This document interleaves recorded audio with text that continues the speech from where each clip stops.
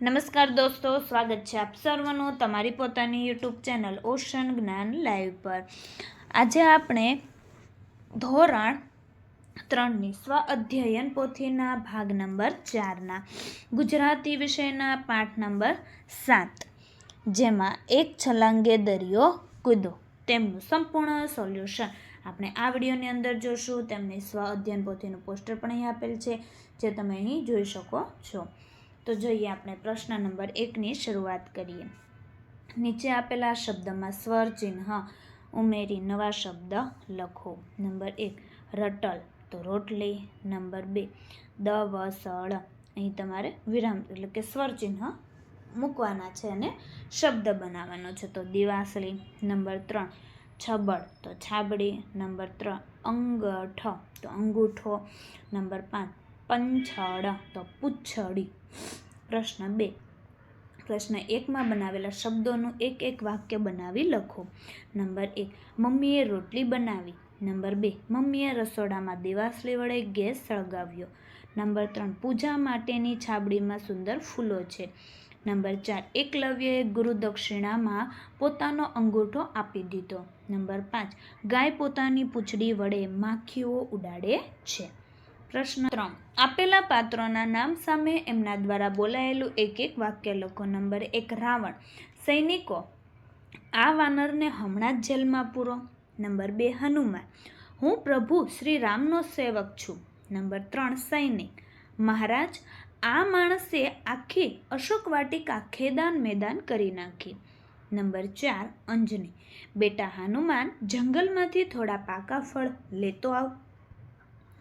વિદ્યાર્થી મિત્રો, તમારા મિત્રો, સગા સંબંધીઓ જે ધોરણ 6 થી 8માં ભણતા હોય તેઓ માટે આ એક બ્રહ્માસ્ત્ર બેન્ચનું આયોજન કરેલ છે, જેમાં લોન્ચિંગ નિમિત્તે પ્રથમ 60 વિદ્યાર્થીઓને 60% ડિસ્કાઉન્ટ છે, જેમની પ્રાઇસ છે ₹2200। મોબાઈલ નંબર અહીંયા આપી દીધેલો છે 70 46 22 22 54।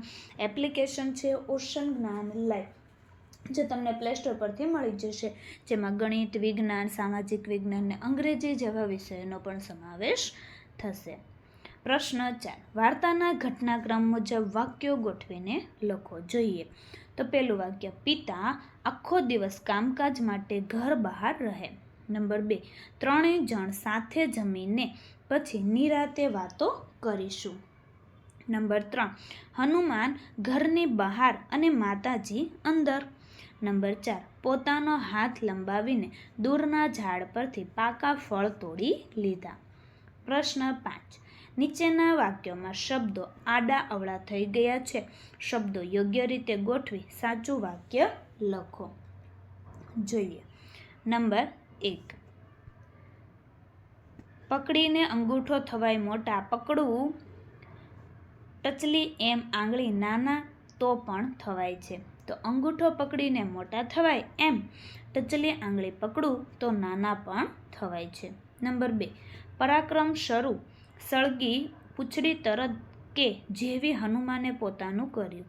જેવી પૂંછડી સળગી કે તરત હનુમાને પોતાનું પરાક્રમ શરૂ કર્યું। નંબર 3 પૂંછડી વાનરની અભિમાની આ દો સળગાવી, તો આ અભિમાની વાનરની પૂંછડી સળગાવી દો। નંબર 4 આવ થોડા લેતો પાકા ફળ જંગલમાંથી થોડા પાકા ફળ લેતો આવ। પ્રશ્ન 6 આપેલા શબ્દોનો ઉપયોગ કરી ઉદાહરણ મુજબ વાક્યો બનાવો। નંબર 1 વરસાદ ધીમી ધારે, તો વાક્ય બનશે આજે આકાશમાંથી વરસાદ પડ્યો, આજે આકાશમાંથી ધીમી ધારે વરસાદ પડ્યો। નંબર 2 ચોટલો ને લાંબો, મીનાએ માથે ચોટલો બનાવ્યો છે, મીનાએ માથે લાંબો ચોટલો બનાવ્યો છે। નંબર 3 હસતા ખૂબ, હનુમાનજી મરક મરક હસતા હતા, હનુમાનજી મરક મરક ખૂબ હસતા હતા। પ્રશ્ન 7 પાઠમાંના તમને ગમતા 5 શબ્દો લખો અને એ શબ્દોનો ઉપયોગ કરી 5 વાક્યો લખો। જોઈએ, પહેલું છે ખેદાન મેદાન। નંબર 2 પરાક્રમ। નંબર 3 મરક મરક।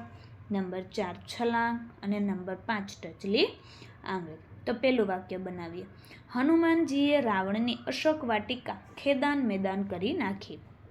નંબર 2 પૂંછડી સળગાવતા જ હનુમાનજીએ પરાક્રમ શરૂ કર્યું.